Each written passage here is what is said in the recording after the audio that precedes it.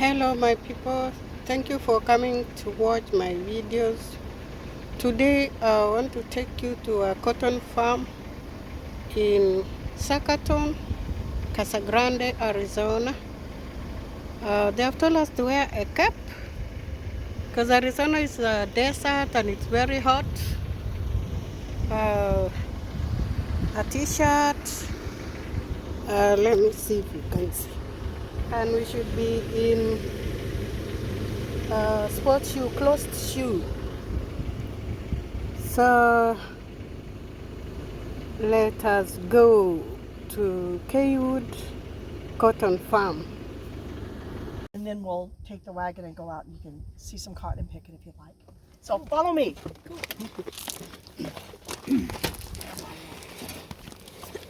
The chairman.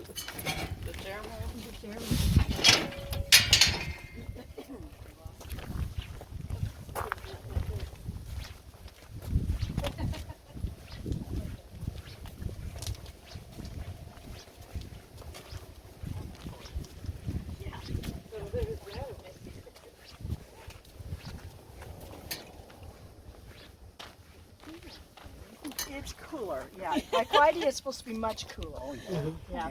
And it's supposed to be blowing.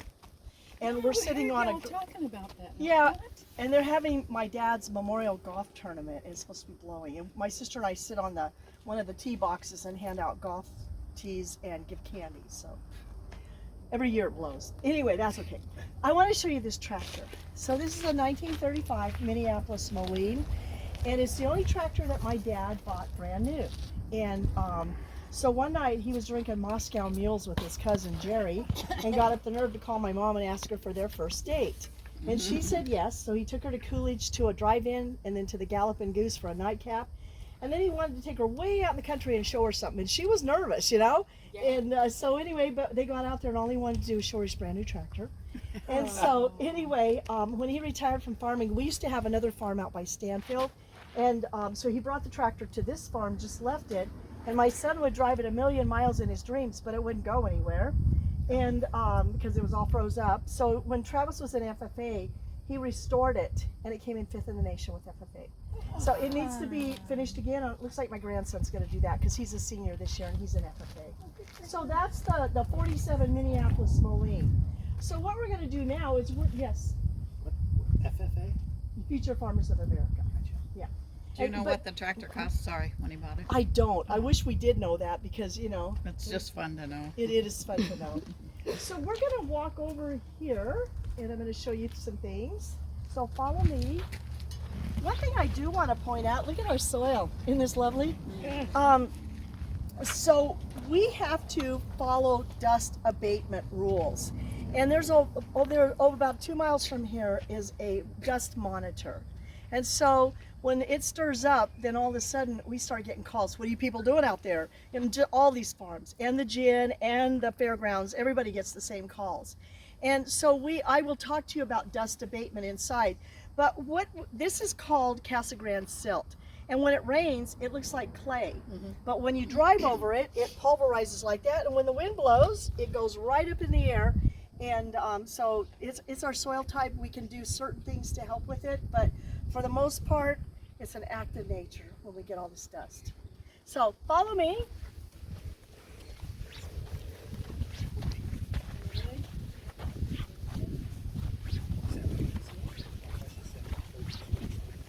She's fast.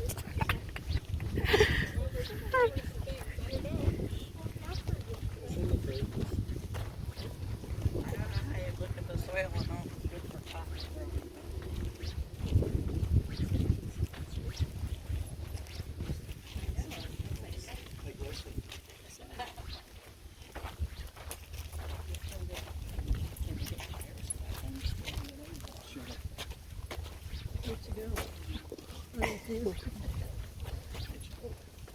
There she is. Here I am. What year did you say that tractor was? 1947. Yeah. 1957. So this is a 2-row cotton picker.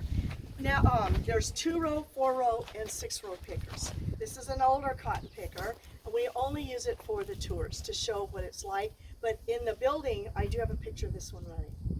So we have access to larger equipment. This year we'll be picking cotton with a 6-row picker that actually makes a round module in the basket. And I will talk to you about all that. I just wanted you to see this before we get started in there. So this 2-row picker, I'm standing where the water once flowed. This is a head and this is a head, so that makes it a 2-row picker. When you look in the head, there's all those little sharp things in there, those little shiny things. Those are called spindles, and they have teeth on them that latch onto the cotton and pull it off the plant. Now, there's 325 spindles in each head. We change those out at about every 3,000 acres, and it's $10 a spindle to change out. So it's quite costly to operate a picker. They all run the same, whether they're 2, 4, or 6-row, the heads all run the same. So that's why when I show you that, and you see the bigger ones in the field, it takes the cotton off the plant the same way this does. So these spindles are on a shaft, and the whole shaft spins like this, and on this side it goes like this, and then the spindles are on upright bars. So on this side they turn like this, and on this side they turn like this, because they've got teeth on them that are going to latch onto the cotton and pull it off the plant.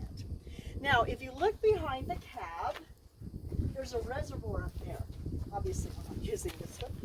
But we're going to fill this with water and a real sudsy lubricant called spindle lubricant. What that's going to do is it's going to come down water lines and it's going to drip onto a row of brushes. Now, what happens now, the brushes get just a little bit of moisturizer on it. The spindles pass through the brushes and they get a little bit of lubricant on it. So that when they latch onto the cotton, they're very slippery and the cotton will slide off them easier. So run through the brushes. Now we've got cotton wrapped around the spindles that needs to come off.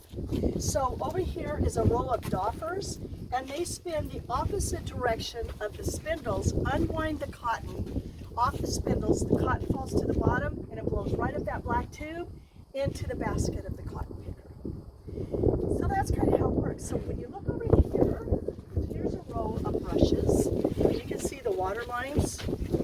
Now, here, my son made these for me. So here's a spindle bar, and you can see how they turn. So they'd be on the shaft, and then the upright bars would be turning as well. So I'm going to be a cotton plant out in the field.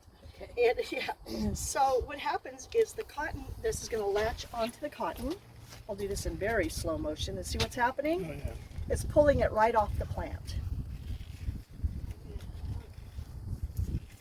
Just like that. Sometimes it doesn't get it all, so there'll be a little bit on there. But anyway, so now it's wrapped around here. It goes past the doffers, that unwinds it, and then it falls to the bottom and is blown into the basket. Back in the days, before they had cotton pickers, people used to pick it by hand and then poke themselves on these little sharp burrs, and they would get infections, and some people died from cotton picking because they'd get infections that were so bad. Okay, so now we've got the cotton. This is full of seed and full of fiber. It has to go to a cotton gin to be cleaned and baled before it's shipped to its buyer. So before we had module builders, they used to take the basket of the cotton picker and dump it into trailers, and there's some trailers over there. They would hold about 4 baskets of cotton. You can't take the cotton picker to the cotton gin and just dump it off. You have to have a way to account for it. This is an old cotton gin right down there. We used to own that until about 2 years ago, and we sold it because it was a co-op. We chose to sell it because we couldn't find labor. It was just too hard. We could get parts, we just couldn't find labor. So we'll be ginning down the road at Chandler Ginning Company. I have a question. Sure. The cotton gin I thought was a machine, but it's a factory, it's a whole... And I will show you the pictures of the inside and how it works, but there's all kinds of machinery in there that's going to clean the fiber and take the seed off the plant, the fiber. Okay, but when it was originally invented, was it just a machine, or was it, No, what's a cotton gin? A cotton gin is where they clean the fiber and remove the seed. So there's saw blades, there's blowers, there's all kinds of equipment within a gin, and to make this happen. And sure, and so when we do our presentation, I'll show you pictures of it all running. Okay? Okay. And I tried to answer that the best I could. Oh no, it was good. Thank you. Okay, all right. So anyway, it has to go to the gin, and they're going to clean it, and they're going to take the seed out. Now, as I said, we can't just drive the cotton picker to the gin, dump the basket. We have to have a way to transport it. And we did used to use trailers. Those were phased out because you might own a dozen or 2 dozen trailers, but you can't, you take them to the gin and you might not get them back anytime soon. And all your cotton traders are at the gin waiting to be ginned. So if it started to rain, you just watch your cotton deteriorate in the fields. So somebody from Texas A&M University came up with the idea of packing it into modules. In the indoor presentation, you will see how that works, but we're going to walk over and see a module builder right here. So the cotton picker is going to come up right next to the module builder, raise the basket, and pour the cotton from the basket into the module builder. So watch your step, or your feet, and watch your head, and come on in.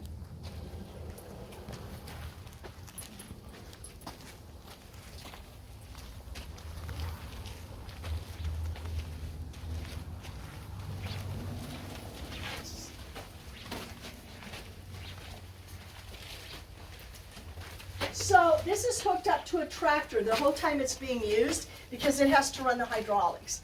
The operator's going to sit right up there, and he's got two levers that will control this. This is called a ram. One lever will make it go up and down, and one will make it go back and forth, and it works like a trash compactor. We are not going to put the tarp on the floor. We will be putting cotton directly on the ground. But when we set this in the field, we're going to string a cotton cord in here that will hang about 10 feet out in several locations so we can tie a tarp onto the top to protect it. So what happens is the picker driver will start dispersing the cotton very evenly in here. And this will hold about 12 baskets of cotton. And so when it gets about this tall, the ram operator will start running this, and it'll be packed so tightly you can't even drill a finger through it.